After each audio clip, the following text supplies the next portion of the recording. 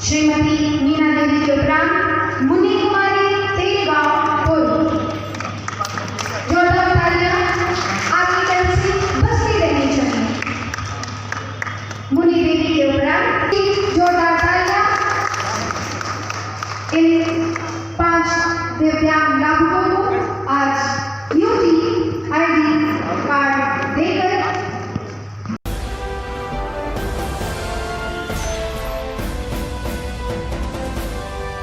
गुमला में अंतर्राष्ट्रीय महिला दिवस धूमधाम से मनाया गया। मुख्य कार्यक्रम ललित उरांव नगर भवन में संपन्न हुई, जिसमें जिला के तमाम वरीय पदाधिकारी शामिल होकर नारी शक्ति की महत्ता पर प्रकाश डाला और कहा कि नारी के बिना संसार अधूरा है। आज वर्तमान क्षेत्र में प्रत्येक जगह नारी अपनी परचम लहरा रही है, मगर गुमला जिला में अंधविश्वास के कारण डायन विषाही का भी मामला लगातार बढ़ रहा है, जो चिंता का विषय है। मुख्य अतिथि उपायुक्त सुशांत गौरव ने महिलाओं के द्वारा की जा रही समाज एवं राष्ट्र निर्माण के योगदान में भूमिका की चर्चा की और कहा कि जिले के विकास में नारी शक्ति का विशेष योगदान है। कुछ क्षेत्रों में अभी भी अंधविश्वास के कारण महिलाएं घरेलू हिंसा, डायन विषाही जैसे प्रताड़ना के शिकार हो रही हैं। इसे रोकना हम सब लोगों का कर्तव्य है। कार्यक्रम के दौरान 5 दिव्यांगों के बीच UID कार्ड का वितरण किया गया। वहीं वितरण के दौरान उपायुक्त ने दिव्यांगों को चिन्हित कर UID कार्ड निर्गत करने का निर्देश दिया है।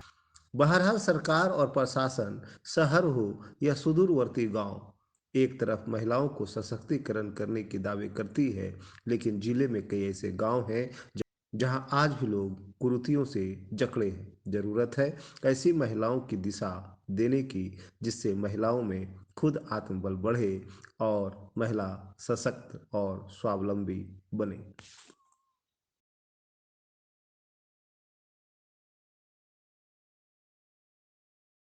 हम लोग घरेलू हिंसा अधिनियम, डायन प्रथा प्रतिषेध अधिनियम और वन स्टॉप सेंटर जो हमारा है, जिसके तहत हम लोग एक छत के नीचे पुलिस सहायता, चिकित्सकीय सहायता, कानूनी सहायता और 5 दिन का कम से कम निःशुल्क आश्रय ऐसी पीड़ित महिलाओं को प्रदान करते हैं। और जहाँ तक डायन प्रथा की बात है, इस कुप्रथा को दूर करने के लिए हम लोगों ने डालसा के साथ विधिक सेवा जो जागरूकता प्राधिकार है गुमला, उसके साथ और विभिन्न थाना प्रभारी के साथ हम लोग जिस पंचायत में ऐसी घटनाएं ज़्यादा सामने आ रही हैं, वहाँ हम लोग नुक्कड़ नाटक के माध्यम से जागरूकता कार्यक्रम भी कर रहे हैं। विभिन्न थाना के माध्यम से जो ओझा गुनी और जिन पर लोगों का ऐसा कि कुछ चमत्कार करते हैं, ऐसे लोगों का ज़्यादा विश्वास है, वैसे लोगों पर को चिन्हित कर विशेष निगाह रखने के लिए भी उनको निर्देशित किया गया है। हमारे साथ सखी मंडल की जो महिलाएं हैं वो भी सहयोग कर रही हैं और हम लोग इस कोशिश में हैं कि फिर किसी महिला को डायन कुप्रथा का शिकार ना होना पड़े।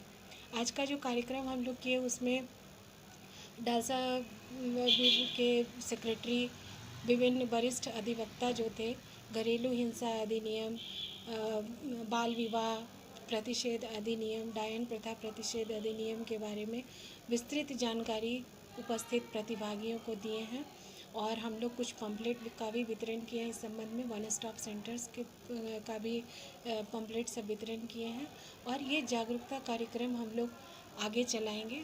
हमारे DC सर का निर्देश है कि इसको हम लोग पंचायत स्तर पर, अनुमंडल स्तर पर, प्रखंड स्तर पर आगे कार्यक्रम को बढ़ाएं और महिलाओं के प्रति किसी भी तरह की हिंसा को या किसी भी तरह की दुर्घटना को हम लोग रोकें। हमारा महिला बाल विकास विभाग सुमति कोरबाइन के लिए पूरा न्याय करेगा और हम इस विषय में आज हमारे जो जिला की खेल पदाधिकारी हैं उससे भी विस्तृत जानकारी लेंगे और उसके बारे में सारी जानकारी को उपायुक्त महोदय तक रखेंगे और हम विश्वास दिलाना चाहते हैं आपको कि उसके विकास के लिए और उस बच्ची के आगे खेल के स्तर पर और सुधार हो, इसके लिए हम लोग पूरा प्रयास करेंगे। अभी हम पूरी जानकारी ले लेते हैं, उसके बाद जो चैनपुर की SDO हैं उस तक भी हम इनकी पूरी जानकारी को रखेंगे और जो भी आवश्यक संभव सहायता होगी उस परिवार को की जाएगी।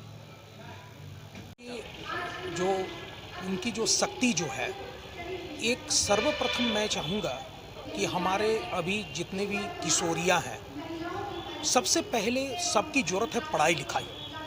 जब तक एक आदमी या कोई भी व्यक्ति अगर पढ़े लिखे नहीं होंगे, पढ़ाई अगर करेंगे और शिक्षित होंगे, तो मैं बता रहा हूँ कि और भी सारी महिलाएं वो उतनी सशक्त हो जाएगी जो आज अभी हम लोग जिस पायदान पर हैं, अगली स्थिति पर हम लोग बहुत खुशी महसूस करेंगे।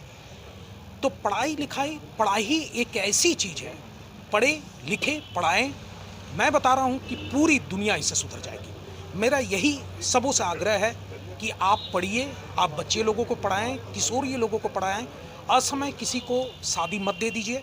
ताकि इसमें होती है क्या कि जैसे ही कोई भी बच्ची पढ़ रही है, बहुत अच्छी पढ़ने में है, आप देखे होंगे, और उसमें आपको एक चीज़ नज़र आ रही है कि जैसे 10 पास हुआ, 12 पास हुआ, चलो भाई इसको दूसरे के घर जाना है, इसको शादी दे दो। इस चीज़ को रोकनी बहुत ज़रूरी है, क्योंकि हमारे जो बच्चे लोगों में जो प्रतिभाएं हैं, जो किशोरियों लोग में, वो कहीं ना कहीं एक दब जा रही है। मैं सबों से आग्रह करूँगा कि जो महिलाएं जिनके घर में बेटियां हैं, वो एक कहावत नहीं है, बेटी बचाओ बेटी पढ़ाओ, इस चीज़ को ज़रूर प्रेरित करें, ताकि अगर एक बार पढ़ लिख जाएगी, अगर वही बाद में जब वो महिला बनेगी तो वो दूसरे को भी वो प्रेरित कर सकती है। सरकार की बहुत जानकारी का अभाव, क्योंकि जानकारी के अभाव मतलब क्या है कि हम पहले ही एक लाइन बोले, पढ़े लिखे नहीं होने के कारण कोई व्यक्ति, जैसे मान लीजिए आप राह चलते कहीं पर भी आप रास्ते में चले जा रहे हैं, उस जगह में क्या लिखा हुआ है उस चीज़ को वो समझ में नहीं आता कि इसमें है क्या।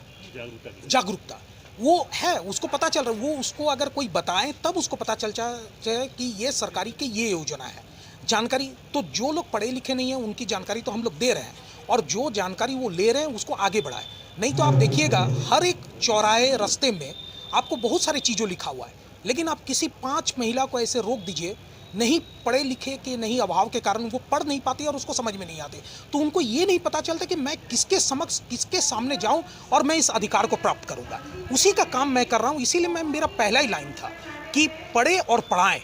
जब ये हो जाएगी तो आपको बता रहे हैं कि वो गैप जो अभी जो नज़र आ रही है वो गैप खत्म हो जाएगी। शक्ति से ही हो सकता है जो हम लोग लाना चाहते हैं, और कुछ परिवर्तन नहीं लाना है, बस जिस परिस्थिति है उसमें कुछ इम्प्रूवमेंट ही हम बस करना चाहते हैं।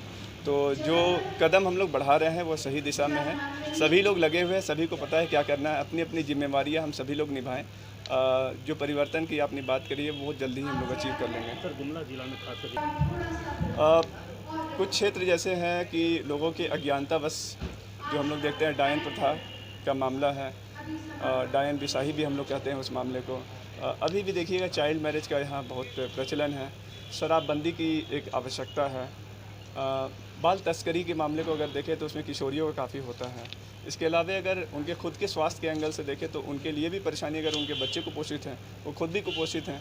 अनीमिया का समस्या है, जबकि यहाँ सारे अच्छे साग सब्जी हम लोग के ही गांव में होते हैं, परंतु उसके जानकारी के अभाव में उसके इस्तेमाल नहीं कर पाते, जिस कारण से उनके खुद भी ये समस्या हो रही है। तो चीज़ों को एक बेहतर स्टडी से और अच्छे तरीके से उन्हीं को उनके द्वार तक पहुंचाना और उनको दिलाना, ताकि उनका अधिकार, उनका स्वास्थ्य भी उनको जल्दी अच्छा दिलाया जा सके। धन्यवाद।